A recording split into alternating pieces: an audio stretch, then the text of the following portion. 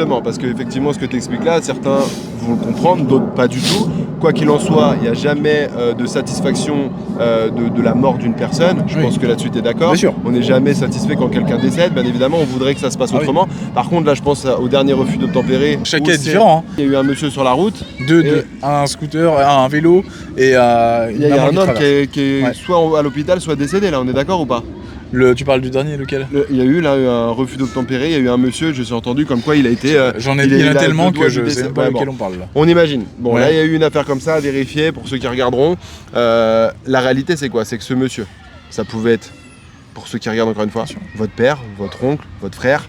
Voilà, ça peut être un membre de votre famille. Effectivement, concernant le refus d'obtempérer, le problème c'est quoi? C'est...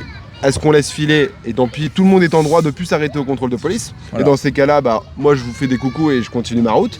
Soit effectivement on se dit ok non, c'est un contrôle, les gens sont dans l'obligation de s'arrêter et s'ils ne le souhaitent pas, on doit les interpeller parce que c'est qu'il y a quelque chose qui se cache et qui se trame. Maintenant, c'est vrai que si la finalité c'est juste pour un défaut de permis, un défaut d'assurance, ça peut paraître gros, mais la réalité c'est qu'on est sûr, ils le savent pas. En fait, ce qui me fait rire, c'est que les gens ils vont pas remettre ça en question pour des actes de terrorisme. Moi là, je me balade dans un parc pour enfants, je prends un couteau, je poignarde au hasard des gamins. La police arrive. Et ben on va pas dire il faut le laisser repartir parce que quand même sinon il va mourir.